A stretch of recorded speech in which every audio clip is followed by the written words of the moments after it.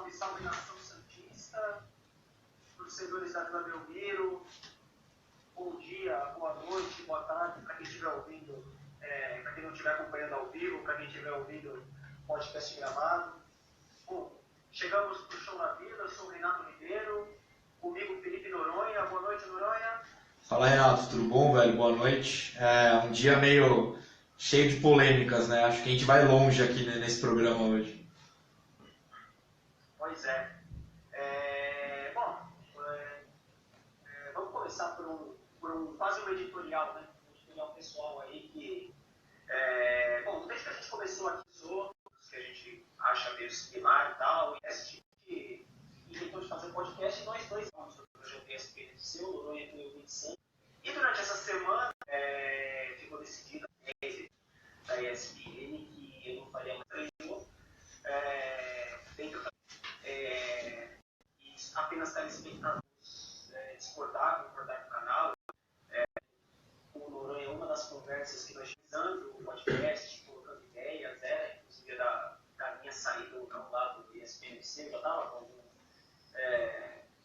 já não concordando com o que o canal fazia, e por causa da opinião do Bruno, acabou tendo todo esse revertério, esse rebosteio todo, que acho que é o termo mais correto, sobre o UFC.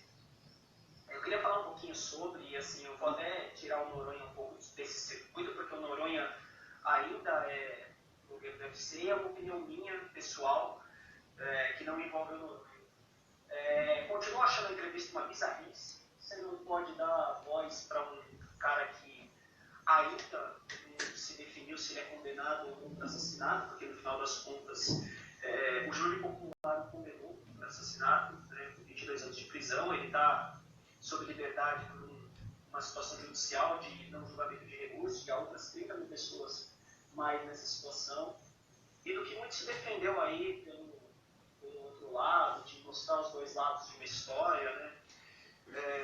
E de querer justificar a entrevista exclusiva com a visão dos dois lados da história, acabou que não deu voz para a família do Caruso. Esse não é um problema só de futebol, esse é um problema que extrapola o futebol, porque não dá só para colocar o Bruno como um caso de atleta, ele tem um problema judicial que extrapola isso, e na minha visão, quando você tem um problema judicial e você aborda isso no canal de esporte, você tem que realmente abordar isso até o fim.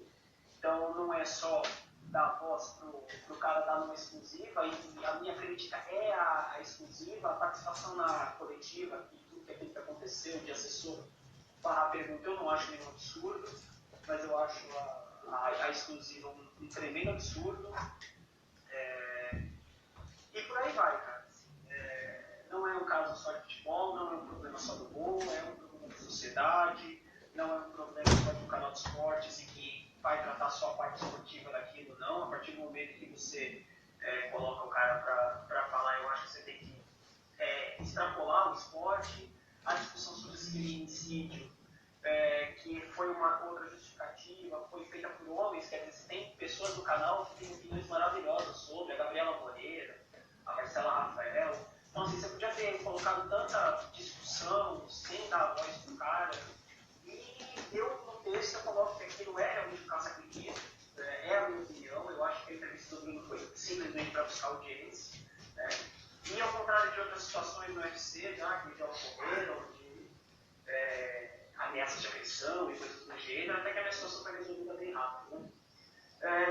A partir de então, o podcast continua, né? Porque o nosso podcast ele não tem associação com a ESPN, nós não recebemos nada para falar nisso. O Noronha continua no projeto, eu continuo aqui na Vila.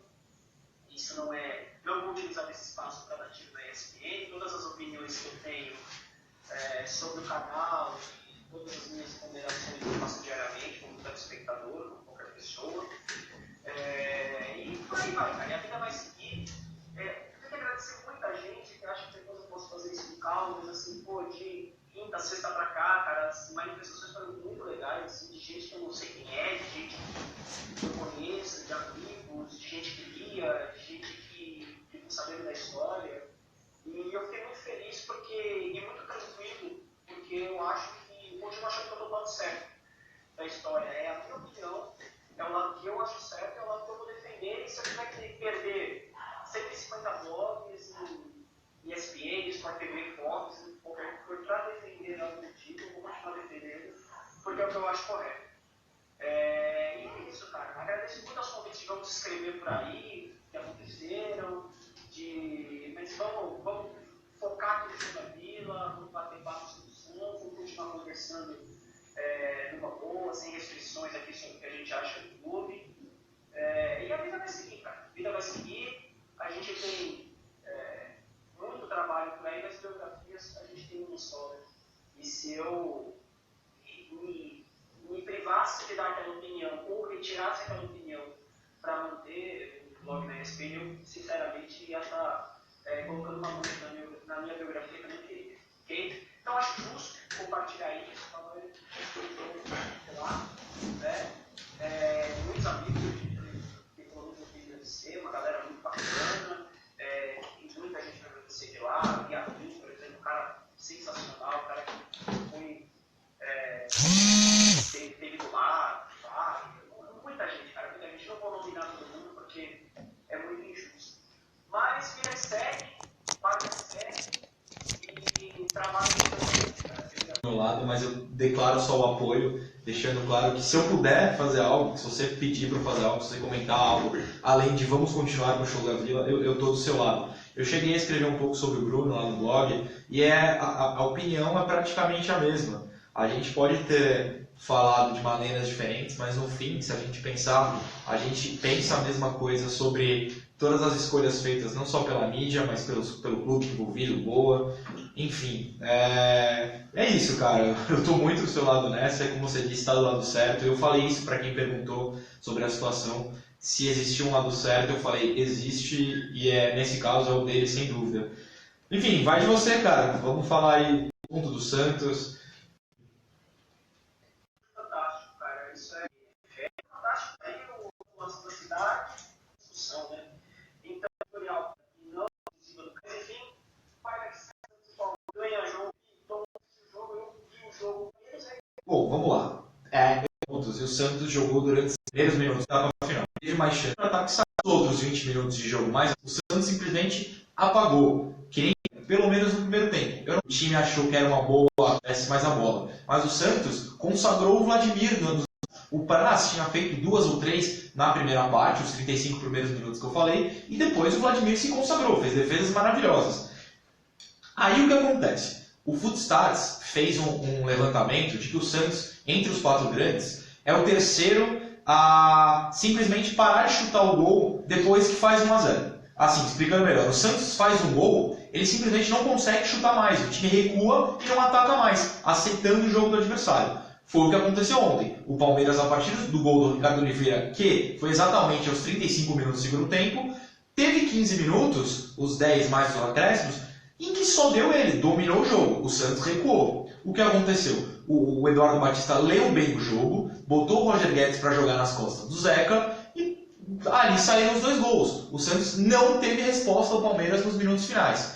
É algo bizarro, porque é algo constante. Como o Footstats levantou, é todo o jogo. O Santos simplesmente, depois de fazer um gol, para. Não, ele não tem aquele ímpeto, nem do time de 2010, que metia gol a rodo, mas de 2015 e até do ano passado, às vezes, que ano passado um pouco menos. Mas que fazia um e vamos para o segundo, vamos para o terceiro. Não, o Santos simplesmente aceita o gol com o resultado final. Tipo, fizemos o necessário, 1-0 acaba. O Palmeiras leu o jogo bem, o Eduardo Batista substituiu muito bem. Eu até chamei o Danilo, que participou semana passada com a gente, ele vai comentar depois sobre isso um pouco.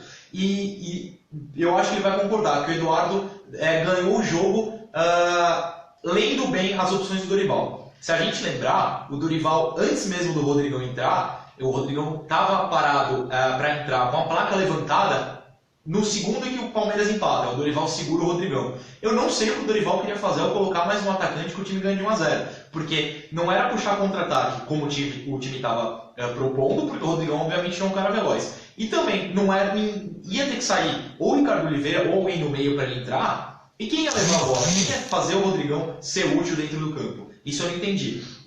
Na hora que o Palmeiras vira, aí o Rodrigão entra, porque a gente simplesmente precisava ter alguém lá no ataque. E a bola não chegou do mesmo jeito nos acréscimos depois do 2-1.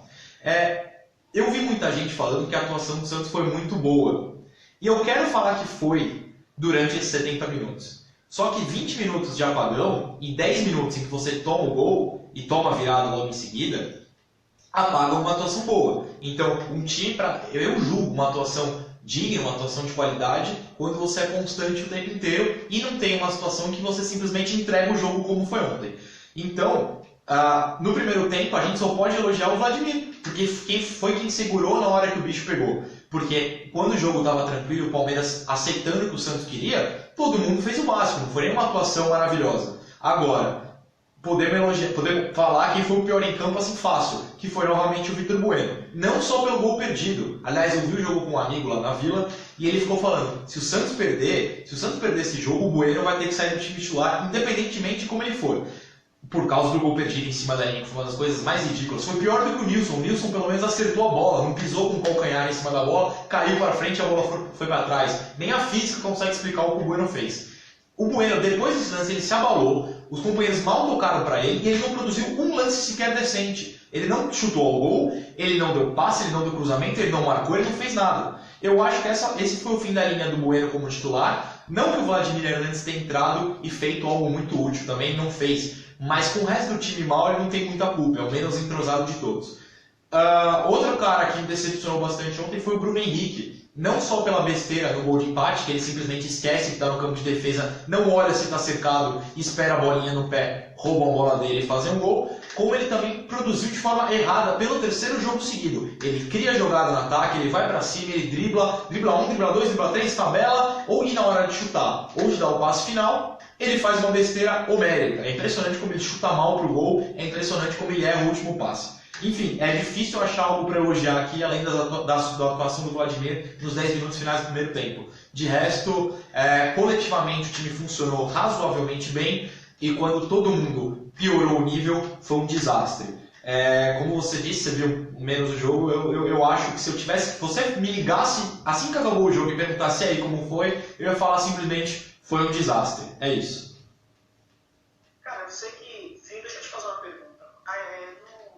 No domingo passado, no jogo de São Bernardo, quando a gente conversou na semana passada, eu te falei, eu comentei contigo que eu tinha a impressão de que o time teve uma queda física muito vertiginosa dos 20 para frente. Você sentiu isso também? Que não é só técnico, é que tem uma queda física muito alta no time?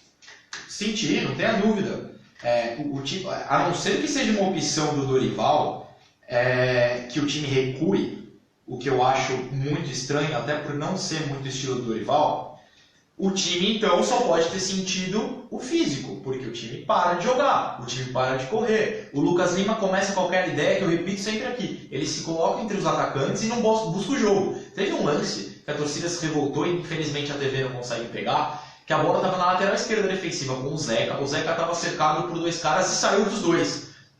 A torcida começou a pedir para o meia vir buscar a bola. Olharam para o Lucas Lima estava na ponta direita impedido. Qual é o sentido disso? Só pode ser falta de perna ou falta de vontade. Como eu não quero acusar ninguém de falta de vontade, eu vou falar que é falta de perna, entendeu? Então eu vou também nessa linha. Eu não posso provar, mas ou faltou perna ou faltou inteligência. Eu quero crer que faltou perna. Então, porque no ano passado eu tive essa sensação, teve o jogo da Libertadores essa semana, que também tem uma baixada natural do time, né, que a gente está chamando de natural, e de novo, ontem, se fala de físico, se fala de queda de rendimento de jogo, tem alguma coisa estranha, né? Não dá para dizer que esse time não tem pré-temporada, que esse time teve pré-temporada. Ok, ainda tem muita gente sem ritmo de jogo, mas sem ritmo de jogo e sem ritmo físico são coisas bem diferentes, bem distintas. E, cara, não tem sido anormal esse time ter uma queda no final do jogo, uma queda de rendimento muito grande no final dos tempos. No jogo contra o São Paulo, aqui na Plano Mineiro também, o final do primeiro tempo é uma tragédia física.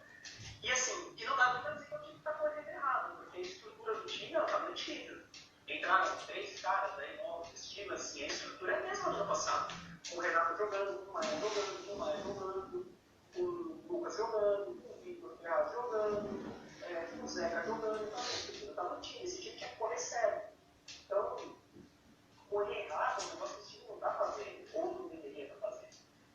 Então, já dá para a gente questionar alguma coisa da preparação física, porque não tem nenhum absurdo falar que a gente fala de que era o rendimento físico do time do Santos. Não é a primeira vez. E não é a primeira vez no ano. É algo que acontece. Tinha a famosa, se você lembrar, eu vou esquecer o nome do preparador físico. Mas. Quem? O Zé Palminha, perfeito. Era a época do Muricy, não era? Se eu estou enganado? Exato. Então, não é coisa nova. Quem que treina o físico aqui? O cara que bate palminha ou tem um conceito, não sei se moderno, mas o conceito vai fazer os caras correrem? Outra coisa, era aquela época também do Carlos Braga, que ele falava, não, esse cara volta em 15 dias. Passavam 15 dias? Não, faltam 15 dias. E isso tem relação clara com o físico, a preparação física. Porque se o cara não se prepara bem, ele vai se lesionar. Não tem ninguém no Santos para contratar um preparador decente? O trabalho foi feito certo, né? Foi feito errado, a gente não sabe, né? Uma outra coisa que eu vi durante o dia e que eu já tinha sentido isso na quinta-feira, o que você achou do Zeca ontem, cara? Eu vou te falar que quinta, que o Santos não tem um lateral, tem só o Matheus Ribeiro ali, cara, mas eu acho que não faria a mão um chavezinho de banco pro Zeca junto com o Vitor Bueno, não, viu? Adoro o Zeca, acho que ele joga bola pra caramba, baita pro lateral.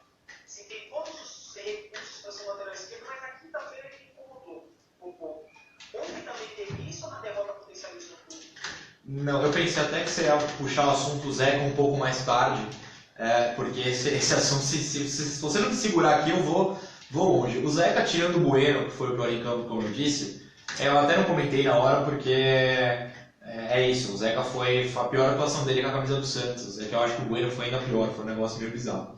O Zeca não só vem fazendo um ano fraco, até conversei com amigos meus ontem na Vila, que ele não voltou da pré-temporada, porque um amigo meu falou, o Zeca não voltou. Aí um amigo meu falou, não, mas ele foi razoavelmente bem no jogo da Libertadores. Eu falei, não, ele não voltou da pré-temporada, cara, é do passado, é um passado mais longo, já são 3 meses com o Zeca indo muito mal. O Zeca toma aquele drible da vaca do Roger Guedes, com todo respeito ao Palmeiras, você não pode tomar um drible da vaca do Roger Guedes, o Roger Guedes não pode ser quem decide um jogo. O Zeca, na defesa, tá tomando bola nas costas direto, é driblado facilmente, não tem recuperação, ele não consegue ter a reação de voltar para marcar, ele não está fechando a linha de passe, ontem o primeiro gol sai, ele nem mexe a perna, ele deixando o lado esquerdo, o lado direito do atacante, o lado esquerdo dele completamente aberto para a bola entrar na linha de fundo. O que você fecha a posição que tem jogador para receber na frente e deixa o volante marcar o meio. Não, ele marcou o contrário, a bola foi ali, abriu espaço e foi gol. E no ataque o Zeca simplesmente não aparece. O Zeca não triangula com o Copete ou com o Bruno Henrique e com o Lucas Lima, como o Vitor Ferraz faz constantemente. O Zeca não cruza, o Zeca corta para o meio e toca para trás. O que o Zeca está querendo da vida? O Zeca hoje me lembra o Mena. E o Mena é desesperador. O Mena e o Caju está lesionado. Mas se um deles pudesse jogar, o Mena perderia a vaga. O Zeca perderia a vaga hoje. Para jogadores desse nível, que a gente sabe que é de um nível mais baixo. O Zeca está naquele nível que ele ia ser dispensado pelos Estados Unidos, como foi em julho de 2015, antes do Dorival falar, não, esse cara vai jogar comigo. O Zeca ia ser dispensado e ele está jogando daquele nível para baixo. É desesperador. O Zeca não está marcando, está cometendo erros infantis de defesa, erros de conceito, você fechar o lado certo, só isso. E não está aparecendo no ataque. Não tem reserva também, né? A não ser que o reserva seja o Matheus Ribeiro, e o Matheus Ribeiro a gente ainda não sabe se de fato joga nas duas ou só na direita, porque ele só entrou na direita. Como não tem o Caju e como eu acho que o Dorival não confia no Geomoto improvisado, o Zeca não tem reserva e ele pode ter sentado nessa posição garantida. Eu não sei se você acha que ele sentou na posição garantida, mas eu estou temendo isso. Eu tenho um conceito que o Dorival está entrando numa armadilha que ele mesmo criou. Né? Ele, dentro desse conceito que ele montou no time do Santos, ele deu muita responsabilidade de armação por dentro dos dois laterais. Tanto para o Zeca, pelo fato de ele jogar com o pé trocado, quanto para o Ferraz, que é um negócio que eu nunca vou entender, porque eu acho que o Ferraz não tem bola para ser motor de time nenhum. Ele mal tem bola para ser um lateral que chega na linha de fundo cruz. Mas enfim, os laterais do Santos têm responsabilidade ofensiva pra caramba, responsabilidade na construção do time. Né? É um negócio conceitual. Você vê o Ferraz cortando para dentro para ajudar a armar, você vê o Zeca cortando para dentro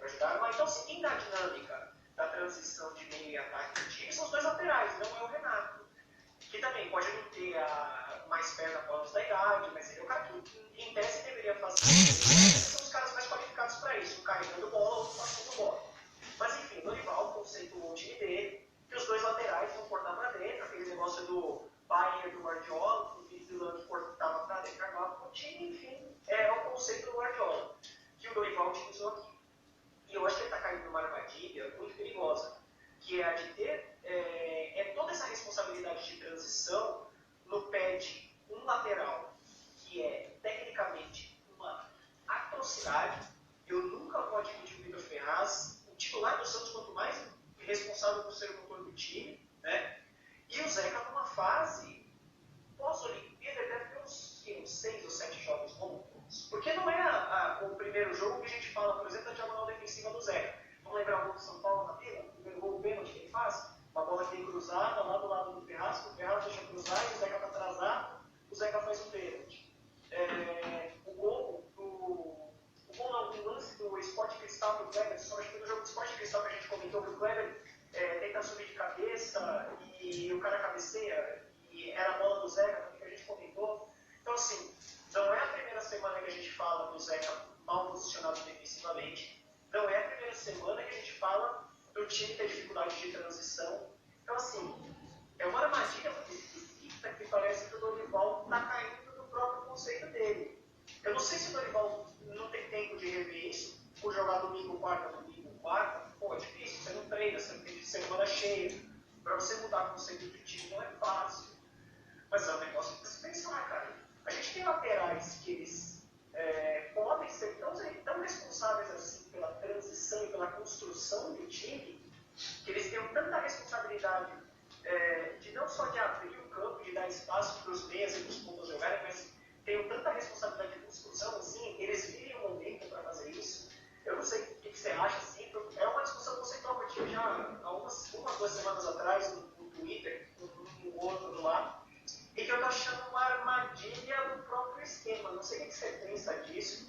Não, eu acho que o Edmilson, comentando aqui na transmissão ao vivo, fez a pergunta de um jeito que resume o meu pensamento, que é o seguinte: tem coisa mais bizarra que abrir o sistema defensivo inteiro para dar liberdade para o Vitor Ferraz andar pelo campo todo? Porque é isso que acontece. A gente abre o sistema defensivo e dá liberdade para o Vitor Ferraz ser o cara que vai armar o time, que vai construir essa jogada, que vai levar a bola para o ataque, que vai surgir como elemento surpresa. Eu tenho certeza que nem o Vitor, nem o Zeca hoje tem qualidade para ser ter esse papel principal, que nem você falou, no time do Santos. Eu acho que o Dorival ele trouxe esse Matheus Ribeiro, mas não confia nele a ponto de substituir, dá titularidade para o cara, e o Zeca não tem reserva. Eu acho que o Dorival não é estúpido, ele já percebeu que os dois não têm essa condição de papel principal. Só que, como não tem outra opção, e ele já está treinando isso aí mesmo, ele fica insistindo nessa opção.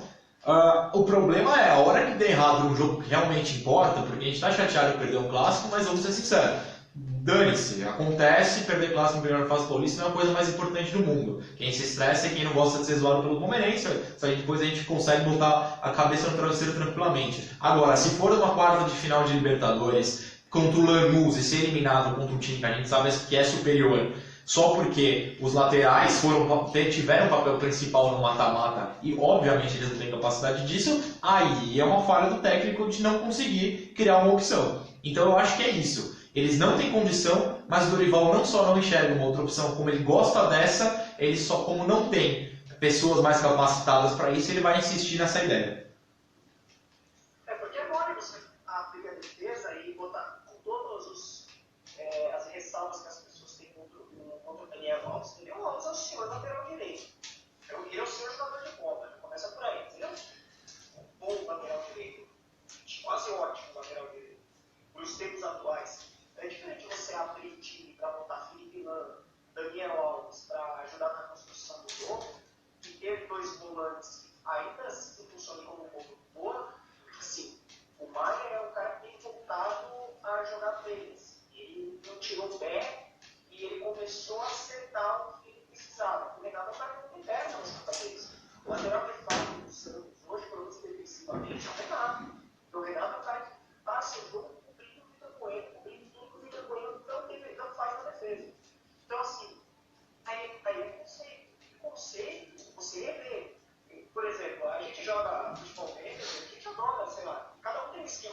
futebol vintage, por exemplo, eu adoro jogar no 3-4-3. Acho legal pra caramba.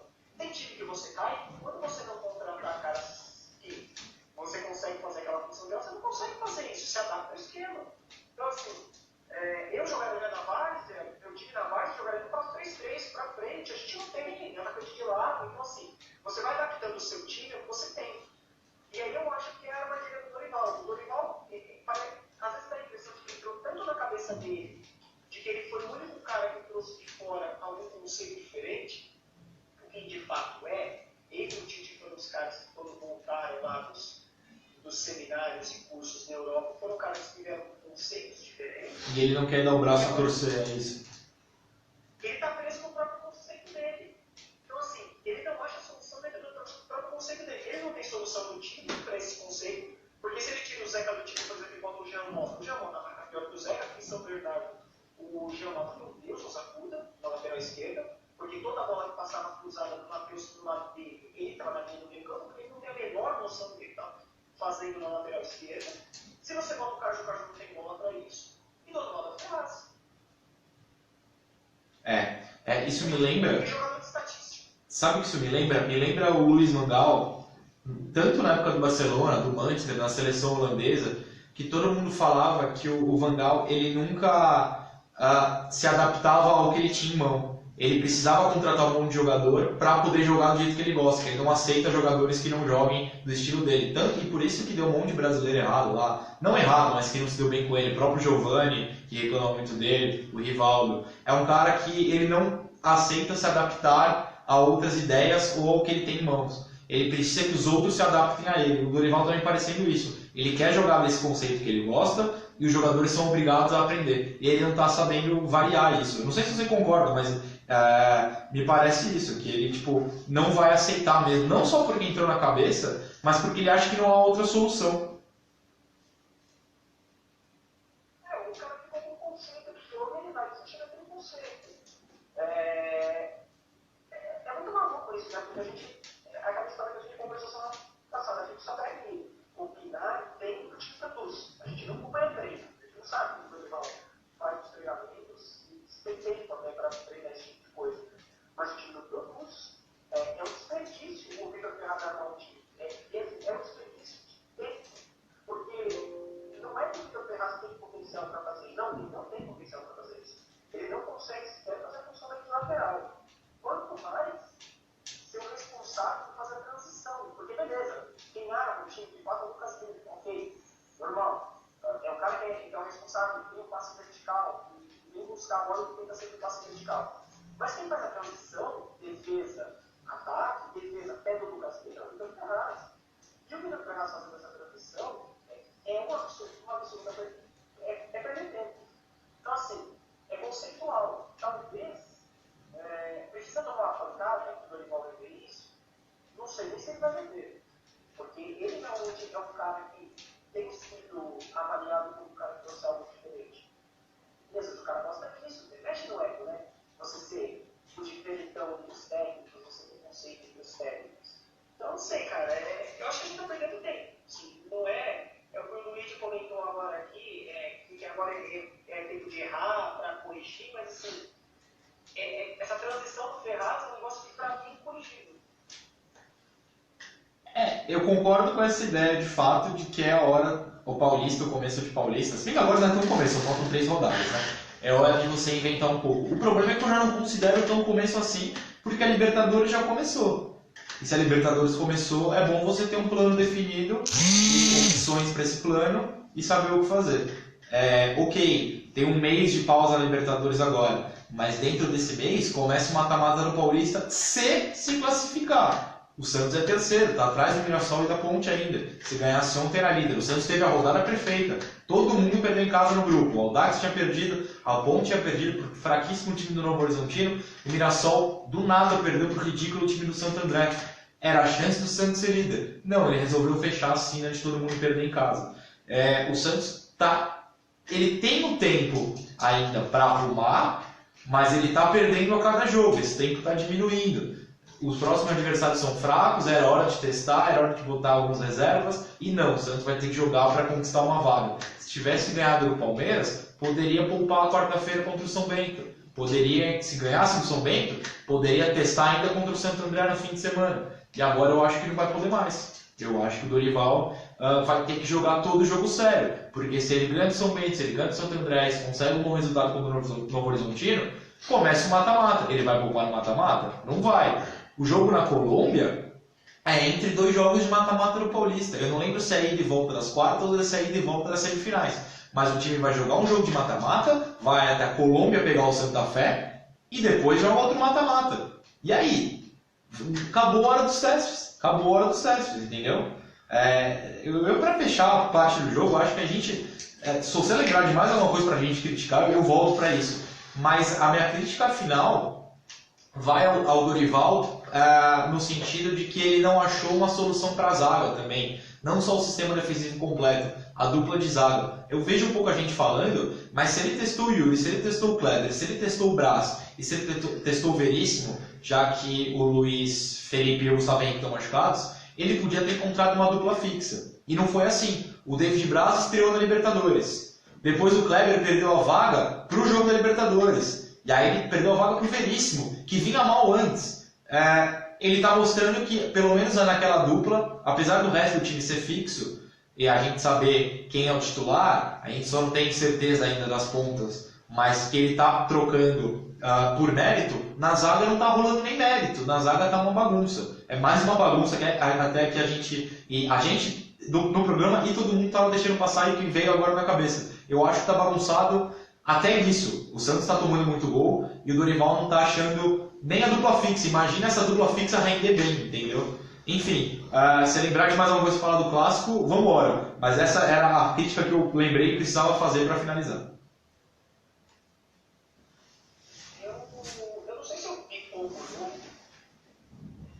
mas eu acho que eu vi mesmo, porque quando você está vendo ali no celular, você não presta atenção, a partida do Veríssimo foi tão ruim assim, porque assim, a impressão que teve no primeiro tempo, ele até foi bem, ele não foi aquele horror todo. Mas eu não sei lá, cara, eu acho que tem um problema de posicionamento, não. Eu acho que é um problema de qualidade de jogador mesmo. O Kleber não jogou na quinta-feira porque ele tá voltando de contusão, né? Não é que o Dorival está permitido. Então, mas aí... Hoje também já tava... me desculpa te cortar, é que pelo que eu andei conversando, apesar da lesão ter salvado essa situação, ele ia perder a vaga de qualquer jeito. O Dorival já tinha na cabeça que era Braz e Veríssimo, entendeu? Por isso que eu acabei citando. E parece que a contusão acabou salvando o Kleber de ser o barrado, entendeu? Porque aí é meio louco, né? Porque, vamos lá, a gente tá falando, o Dorival tá falando e todo mundo tá falando, o Kleber precisa de ritmo de jogo. Não só o Kleber. O Kleber, o Bruno Henrique, o Vladimir Hernandes, esses caras estão sem o Kaique, são caras que estão sem ritmo de jogo e precisam jogar. O Dorival já não colocou esses caras em jogos do Palmeiras que eram absolutamente possíveis deles entrarem em campo. Por exemplo, o Kaique, aquele jogo que o Ricardo Oliveira volta, era jogo com o Kaique, cara. Porque jogo da Ferroviária? Tipo de jogo Isso, jogo da Ferroviária, que é o jogo pós-Divas, né? Não, o Ferroviária é o Botafogo, que é o jogo pós-Divas. O jogo Botafogo, que até o Ricardo Oliveira volta, ele sai da cachumba rapidinho e volta. Tá. Eu acho que é o jogo do Botafogo. Cara, aquilo ali na Vila do Rio é jogo do Kaique. Não era jogo do Hernandes se ele tivesse inscrito, mas é jogo do Kaique. Ritmo de jogo, você dá pro cara jogando. Então, assim, o Kleber precisa jogar no Campeonato Paulista. Independente do que aconteça no Campeonato Paulista, o Kleber precisa jogar. Porque vai chegar no time lá para jogar na Colômbia, para jogar em Rio, não dá para jogar com o Veríssimo. Não dá pra jogar com o Braz, não dá pra jogar com os dois, dá pra jogar com um dos dois. Tem que jogar um dos dois, né? Não tem outro. Então, mas assim, você tem que ter um zagueiro bom pra salvar os dois, né? Então assim, o zagueiro bom, o cara que veio, o bom da zaga aqui pra salvar é o Kleber nesse momento. E se o Kleber não tiver ritmo de jogo, ele não vai salvar ninguém ali, cara. Precisa dar ritmo de jogo desses caras. Ontem era jogo do Coelho ter começado no banco. O Coelho não tinha que ter começado o jogo como titular, até porque o Coelho não vem produzindo ufas. O Coelho tem se salvado com gols. Não, salvando com gols, aí quando vai fazer o gol, pisa na bola. Então, ele se salvando com gols. Porque ele não começou bem o ano. Ele começou o ano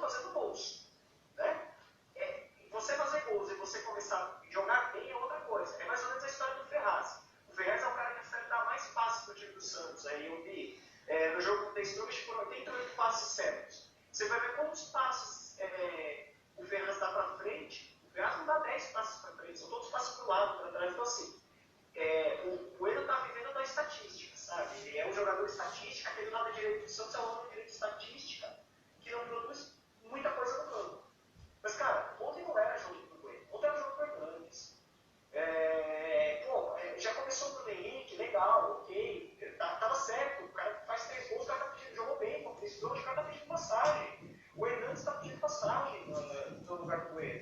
Então, assim, vamos voltar de novo na história do Donizete, né? Da meritocracia para alguns e não é tão meritocracia para outros. Então, assim, cara, o Flamengo precisa jogar. O Flamengo precisa entrar em todos os jogos paulista e jogo treino e amistoso. Esse cara precisa ter ritmo de jogo.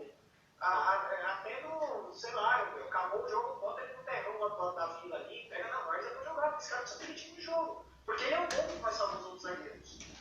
Porque jogar com Benício e Brasa Colômbia vai ser usar tudo de volta, pelo amor de Deus. Não tenha dúvida. Eu ia comentar, vamos falar um pouco do Palmeiras, por que o Palmeiras conseguiu virar a gente. Eu ia chamar o Danilo aqui, pode ser? Chama aí, se ele não fizer nenhuma provocação, porque se ele fizer alguma provocação ele vai ser ofendido. Não, já tô dando risada aqui, mas o Danilo é tranquilo, o Danilo é um piadista. É verdade, é verdade. Deixa eu aqui, pra quem tá assistindo ao vivo, vai entrar o Danilo aqui comigo, do meu lado. Aparece aqui na câmera. O Danilo faz o podcast Corneta Amendoim, que é lá do Palmeiras, no SPDC também, que eu apresento, ele comenta junto com o Fernando Cesarotti. Danilo, deixa eu começar a te perguntar. É demais, gente boa demais. Vou começar te perguntando pro Danilo, eu até adiantei pra ele que eu ia perguntar. O Eduardo Batista deu o nome do Dorival, o Eduardo Batista foi quem criou essa virada do Palmeiras? Boa noite, Renato. Opa, beleza, Danilo? Beleza, boa noite a todos que estão ouvindo. Então, eu acho que o Eduardo teve muito mérito na virada. Assim, ele escalou o time do Palmeiras com o melhor que a gente tinha. O Santos mandou no jogo, conforme o Noronha falou, e concordo com ele, o Santos mandou na maior parte do tempo. Mas no primeiro tempo o Palmeiras entrou com o melhor que a gente tinha, o Eduardo errou na substituição no intervalo, acho que o Guerra cansou, ele acabou errando na substituição, porque você colocar o Egídio em campo por opção própria, por si só, é um erro. Nosso lado esquerdo fica completamente exposto, vulnerável na defesa, e ele também não foi tão bem no ataque. Mas enfim, o Santos amassou o Palmeiras nos 30 primeiros minutos do segundo tempo, aí tomou o gol. E o Eduardo tinha duas opções, ou aceitar o resultado, ou ele falou, não, eu tenho peças para mexer aqui, eu tenho material humano para colocar em campo, então eu vou buscar o resultado. Entraram Roger Guedes, William e... Roger Guedes, William e... Pô, foram eles que mudaram o jogo, né? Tô tentando lembrar. E quem era? Foi o Egídio, acabei de falar. Ah, o Egídio, verdade. No final do jogo entraram Roger Guedes e William e foram eles que mudaram o jogo. O Eduardo aceitou o risco de ficar mais exposto na defesa. O Santos poderia ter tido uma postura mais incisiva para continuar mandando no jogo, mas não o fez. A gente conversou aqui que o Santos costuma fazer um gol e parar, né? Eu acho que o Eduardo talvez tenha estudado e percebido isso, né?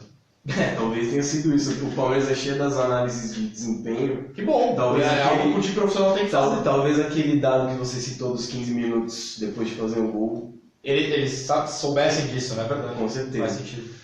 E as substituições dele mudaram o jogo. Ele mudou a forma do Palmeiras jogar. Eu estou gostando muito dele, que ele tem feito bastante isso ultimamente. Não tem ficado preso só naquele 4-1-4-1 que ele gosta.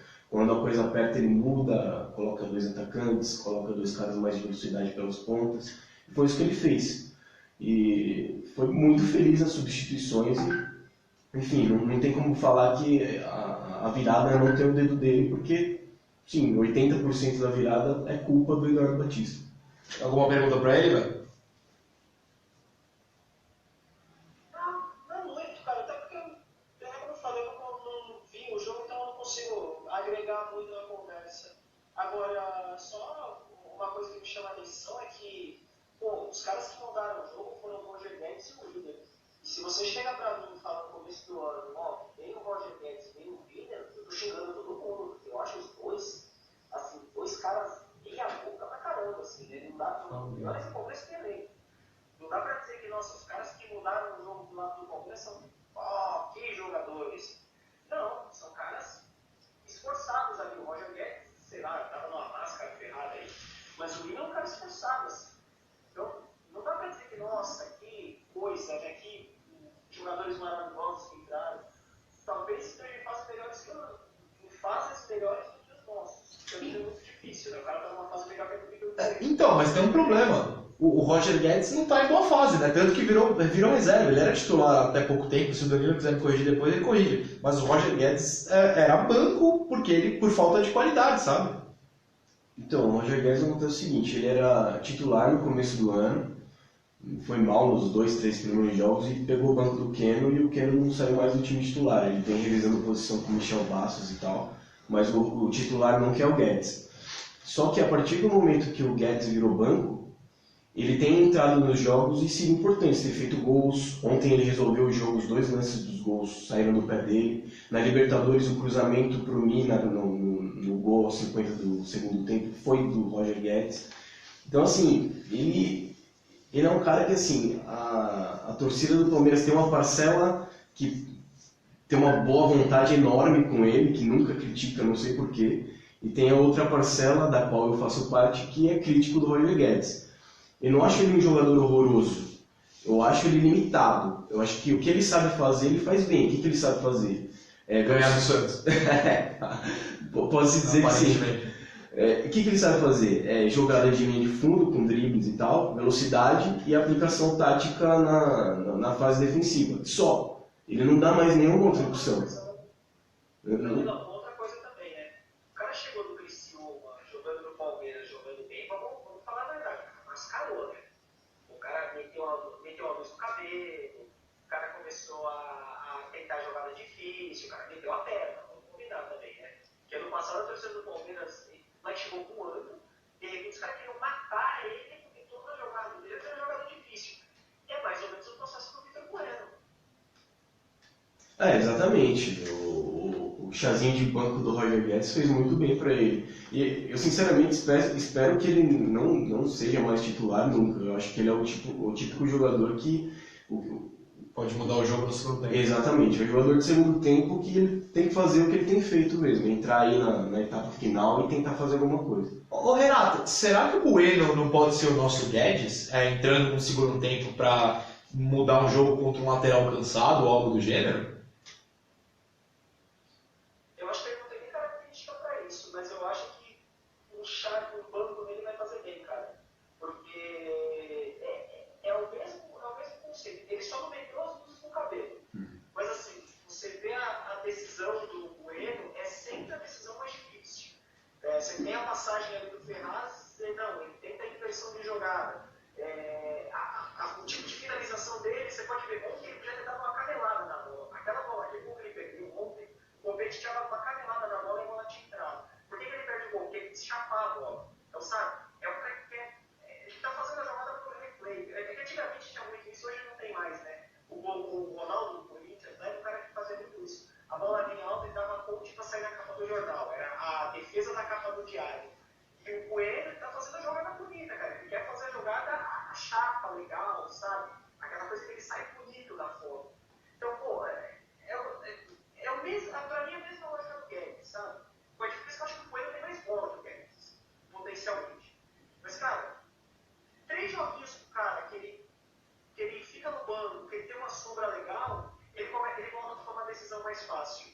Porque, pô, o cara vê que a decisão difícil não tá rendendo pro time, mas tem outro cara que não tem sombra. Beleza, vamos jogar. Começa a jogar o curso de novo. Eu acho que a aproximação dele com o Guedes é mais essa, de ser o cara que mascarou, passou do ponto da jogada. Mas eu acho que ele não tem nem característica, porque você tem um cara de velocidade, um cara de fundo, né, que ele dá um tapa no cara mexendo de correria. O Bueno não é um cara de correria, o Bueno é um cara de bola no pé, de distribuição de jogo. Eu acho que é outro conceito. O cara para botar fogo no time no segundo tempo é o cara mais cabeludo do time, o Copete. E isso é um problema grande pra gente, né? Mas tudo bem. Eu não sei qual é o próximo assunto que você vai puxar, mas se você quiser falar do Felipe Melo, a gente pode usar o Danilo aqui defendendo as atitudes do Felipe Melo, apesar de que eu acho que o Felipe Melo fez certo. Enfim, vai a sua escolha o próximo assunto. Se o Danilo fica, ou eu posso dispensar o palmeirense da nossa sessão santista aqui. Não, manda bala aí. Pode mandar bala. Se ele falar que é aquele estádio pequeno, se falar de torcida, também você pode dispensar, já que, assim, aí o argumento é claro. Não, tem até uma história da nossa faculdade que eu falei uma coisa pra ele uma vez, ele ameaçou me dar um soco. É a hora, se ele falar que a vida é pequena e podre, é a hora de devolver esse soco. Então, gente, o Felipe Melo, vocês sabem, ele falou algumas coisas sobre a Vila ontem, coisas sobre as quais eu escrevi hoje e concordei. Porque o Santista não pode ficar bravo com o Felipe Melo por ele ser capitão óbvio e ter que estar aqui. Olha, tinha 8.000 pessoas na Vila e isso não forma um caldeirão. A culpa é da diretoria. Essa anterior e a outra, se eu não estou enganado, desde 2006 foram 3 diretorias diferentes. 4 se você contar que a do Laor foi dividida em 2, mas enfim. Que destruíram o caldeirão da Vila. Hoje não pode entrar mais nada, tem um vidro tampando o alumbrado, tem um vidro tampando atrás do gol, tem camarote atrás do gol e na lateral não tem mais a pressão que a Vila criou-se a fama assim. Então, o Felipe Melo provocou sendo o capitão óbvio, o Santista fica bravo com o cara, mas esquece a diretoria de se safa. Aí depois a gente vai reclamar que o Santos não vende ingresso, o Santos não tem público, não tem espaço para entrar gente. Ontem, se lotasse a dar 14 mil, a gente vai fazer o quê? Contra o The Strongest, que não só a nossa parte, tirando as cativas, como sempre, como a dos bolivianos estava lotada, deu 13.500, 13.200, qualquer coisa. Que culpa o Felipe Melo tem de detectar a coisa mais óbvia do mundo? Eu vou passar a voz pro Danilo aqui, mas se ele falar que o Felipe Melo foi mais do que óbvio, se ele foi um puta provocador, aí eu dispenso do Danilo. Chegou a hora. Deixa eu só falar uma coisa antes do Danilo,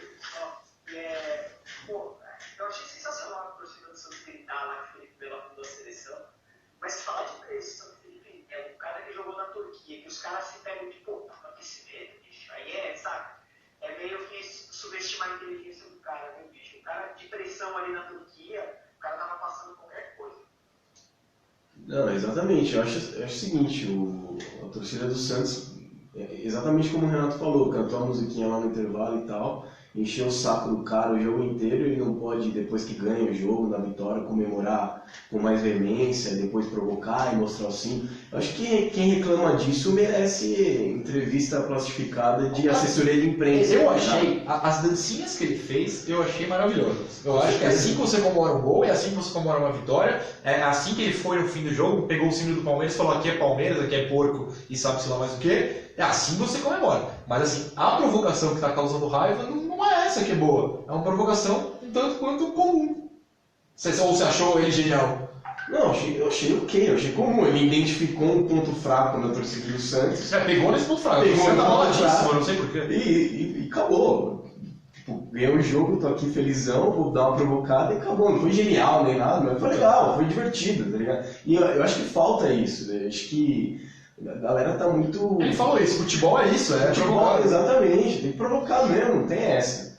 É o que eu falei, quem reclama disso merece entrevista padrão da declaração. Isso merece ter um estádio como Aliança, que é uma arena chata, silenciosa pra cacete, enfim. É verdade, né? A gente tem que dar uma provocada. Fala, Renato, desculpa. Eu vou fazer uma compra do diabo nessa. Tá? Sabe por que ele tá todo mundo com a provocação? Porque ainda tem a história Ricardo Oliveira traz nessa brincadeira. Teve lá um gol que o Ricardo Oliveira faz a comemoração do título, e a reação daquilo é uma reação muito acima da média de um grande grupo de palmeirenses.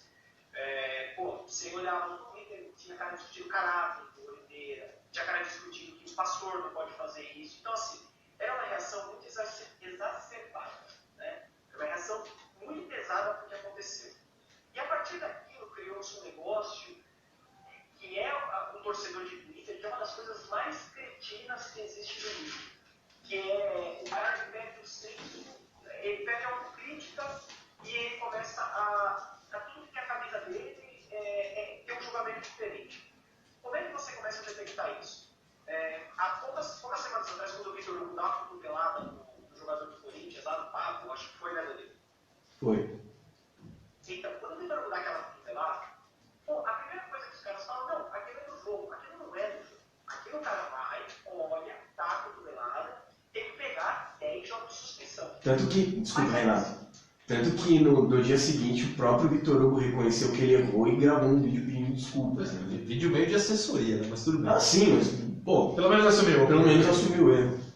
Enfim. Mas é o mínimo que ele precisa fazer. Mas aí o corintiano tava louco com ele, aí você ia pegar a postagem de uns meses atrás o Wilson tinha dado uma cotovelada, acho que no Roger Guedes também, e o cara tava defendendo.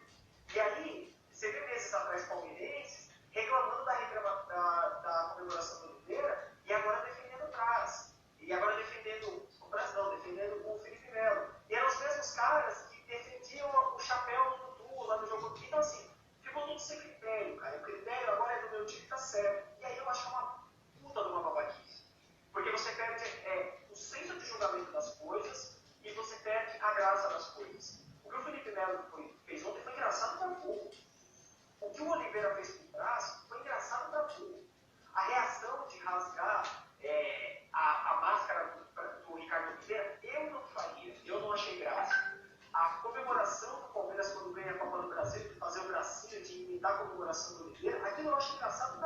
Eu acho que ter a máscara é genial. Rasgar passa do ponto. Então assim, tem um limite.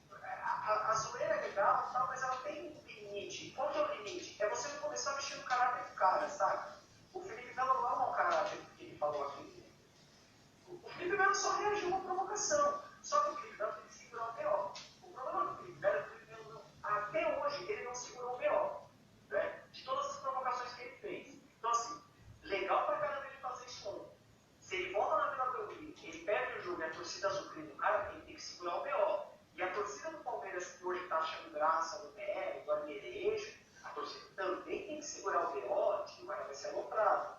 Como foi com o Ricardo Oliveira, lá na final da Copa do Brasil, como foi com o Praz depois do Campeonato Paulista. Então, assim, cara, a alopração, zoeira é legal.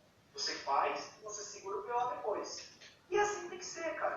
Achei que ele não precisava nem ter pedido desculpa pelo que ele falou, depois ele já, não, o Santos, todo cristão, caramba, bicho, segura o BO. É pouca gente, é 8 mil, é 10 mil, e aí quando ele ouvir que é o crefizão, que é não sei o quê, o cara tem que ficar na dele também. Porque assim, zoeira é zoeira, cara. E aí a gente não pode mexer em caráter. Porque o que o cara tá fazendo ali no campo, ele tá jogando bola, ninguém tá... eu lembro que eu escrevi isso na época do Ricardo Oliveira, ele não é o prêmio de melhor pessoa. Você não tá vendo o melhor pastor. Você está vendo um time que ganha no outro. Quem ganha tira a onda, quem perde segura o BO e espera da próxima. Na próxima, vai pra zoeira. E assim tem que ser, cara. Assim. Eu entendo a reação, porque a reação ela vem de uma pasteurização que acontece na relação entre jogador e torcida e na relação entre os próprios torcedores. É uma coisa muito babaca, sabe? Então, assim, é por isso que isso acontece com muita frequência. Assim, esse negócio dos torcedores na internet, eu resumo como a internet facilitou o ódio, todo mundo aprendeu que destilar ódio na internet é liberado, as pessoas gostam de palpitar sobre futebol, juntou as duas coisas, transforma o futebol em algo pronto para ser alvo de xingamentos, alvo de provocações. Deixa eu te perguntar um negócio, se o Danilo quiser responder também, por favor. Eu vi muita gente falando que o Santos, não só a instituição, diretoria, mas os jogadores também no campo, e hoje, acho que o Renato deu coletivo e tal, tinha que ter aproveitado a oportunidade, alguém tinha que ter ido lá no Felipe Melo e respondido e cobrado, porque obviamente eles não viram ele falando no campo aquilo, mas eles viram mexendo o símbolo, apontando para a torcida, respondendo as provocações. Eu acho que ninguém tinha, a postura tá certa, tem que falar nada, não enche o saco, perdeu, vai pro vestiário e fica quieto. Mas você acha que essa parte da torcida que pensa que alguns jogadores poderiam ter ido lá falar com o Felipe Melo e cobrado, tá certa? Você acha que alguém tinha que ter ido lá mesmo? Eu acho que não. Nossa, tô de brincadeira, pelo amor de Deus. Não, perdeu, vai quietinho pro vestiário, baixa a orelha e espera a próxima. Vai ganhar no Palmeiras no próximo, tira a onda, comemora lá, deita um jogador e o outro pisa como se fosse o Robin, é uma obra. Mas assim, cara, não, hoje não tem que falar nada, hoje tem que explicar hoje por que perdeu um jogo em 10 minutos. Respondeu o Felipe Melo, vai responder quando ganhar jogo. Tá? E aí, quando ganhar jogo, tem que fazer igual o Galo fazia, lembra? Jogo de esporte, aquele playoff de 3 jogos do Brasileiro de 98. Que ele fez o Leão e aí vieram dar um tiro nele. Ele dá um tiro no Leão, é dali pra baixo. Não, rapidinho, desculpa, eu preciso falar isso. Por favor, faz essa ideia de alguém imitar o Robin, chegar um outro cara e pisar, ficar popular. Essa ideia precisa ser famosa, precisa ser feita, sério, que coisa maravilhosa. Exatamente, cara, é dali pra baixo. Assim. E aí o cara tem que segurar o BO. Porque aí tem que segurar o BO mesmo. Ou alguém levantar a camisa e sair, e vir outro ameaçar bater ele, tem que ser daí pra frente. E aí todo mundo tem que segurar o BO e todo mundo tem que entender que aquilo é a zoeira da vitória. Você ganhou o jogo, você perdeu, baixa a orelha, ou vai pro vestiário, fica esperando a próxima. Sabe? Porque aí fica muito leve, cara. Eu acho que o futebol é um negócio de condomínio. Assim. Ninguém pode nada, qualquer problema eu chamo a minha mãe. E não é assim, cara. Você perdeu a graça do negócio, você perdeu a zoeira. Porque, por exemplo, você chega no Lucas Lima, que é um cara que pode provocar, você tenta um e o outro pisa pra comemorar o gol, cara, isso vai dar notícia por 3 meses. E sabe o que isso vai virar na internet? O Lucas Lima é babaca, o Lucas Lima desrespeitou, o Lucas Lima não é profissional. Pelo amor de Deus, cara, isso é bobagem, completa bobagem. Então, eu até gostei muito do que o Renato falou sobre tem que resolver meus problemas em campo antes de querer cobrar os outros. Tipo, eu acabei de tomar uma virada em 10 minutos, eu vou me preocupar em cobrar Felipe Melo, pareceria pra mim até uma forma de desviar o foco, entendeu? Tipo, ó, não consegui ganhar na bola, mas eu tô aqui cobrando o jogador adversário. Sou mais engraçado, falo mais, sou mais malandro. Eu sou mais malandro no futebol. Isso não existe, cara. Primeiro você resolve o seu problema em campo, depois no próximo jogo você ganha na bola e faz a sua provocação. E é isso aí, cara. Tem que... E outra, ficar cobrando o jogador por causa de brincadeira, de provocação, isso denota um desequilíbrio mental, cara. Isso as pessoas falam que o Felipe Melo tem um desequilíbrio, mas se você vai lá e ficar reclamando de uma piadinha, eu acho que o desequilíbrio não é dele, né? Cara, é uma reação desproporcional a uma brincadeira, cara. Ele fez isso porque ele tava ali na empolgação de ter ganho o jogo e falou o que falou e fez o que fez, enfim, foi engraçado pra cacete e segue o jogo, segue o bonde, cara. Segue o jogo. Tem mais assunto pra hoje, Renato? Sei lá, eu acho que não, né? Quarta-feira tem jogo do Palmeiras, né? Tem jogo durante a semana aí, Deus acuda aí, do time que não treina, não joga. Mas, cara, só pra fechar com o Felipe mesmo, eu achei engraçado da boca, cara, desculpa. Eu vi uns GIFs lá com. Os caras estão chamando de Armenian 2.0, então isso é louco, cara. Mas assim, tipo de coisa, cara, se eu sou um casinho, eu guardo aquilo, primeiro pouquinho que eu domino, eu chuto a bola pra lateral e começo a dançar no meio do campo. O primeiro jogo que eu ganho do Palmeiras, eu vou lá e comemoro com o Gol, eu faço a comemoração do Galatasaray lá, tiro a camisa, boto a camisa pra cima e vem alguém ameaçando bater. Cara, isso ia ser legal pra caramba, cara. Se as duas torcidas levassem isso numa boa, porque assim, não tem coisa mais chata. Não, hoje tem coisa mais chata na internet, é Palmeiras e Flamengo. Mas até no dezembro do ano passado, novembro do ano passado, na história do Chile, não tinha coisa mais chata na internet do que Santos e Palmeiras. Era um negócio, era uma discussão de tão quarta série, de tão baixo nível, de tão. Eu vou chamar minha mãe, eu vou apelar para minha arena, eu vou apelar para minha torcida. Nossa, cara, é um negócio tão horrível.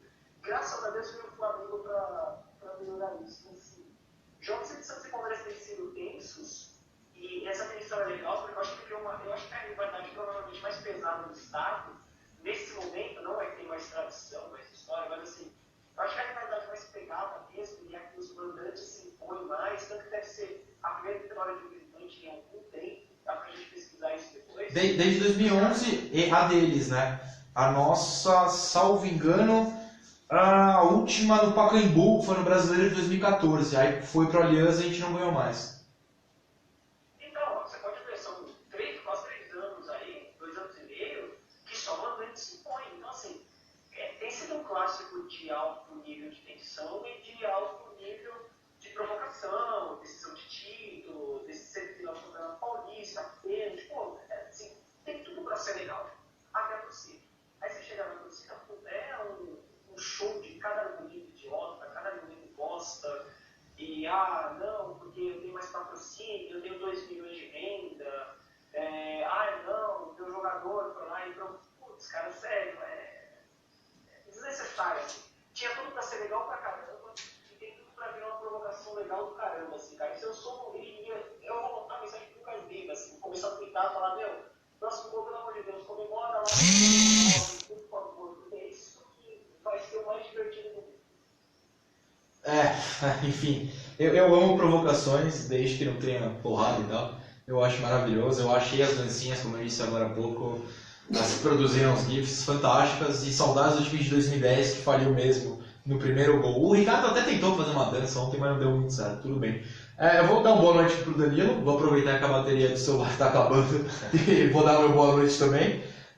Só queria lembrar que a gente ganhou na quinta-feira um jogo de Libertadores, o primeiro jogo de Libertadores em casa em 5 anos, ganhou, fez um bom jogo, a gente poderia ter feito um programa inteiro falando bem do time, e aí o time faz isso no domingo e estraga e faz a gente ter que desabafar mais uma semana aqui.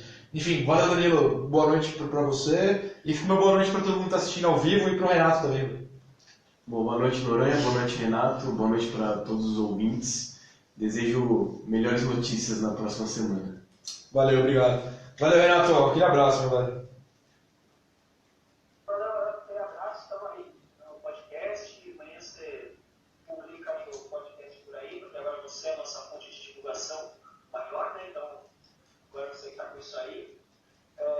Vamos aí, vamos ver o que tem essa semana, vamos ver se classifica no Paulista, vamos ver o que rola por aí. Mas aquele abraço, vamos viver. Valeu, pessoal. Até o próximo.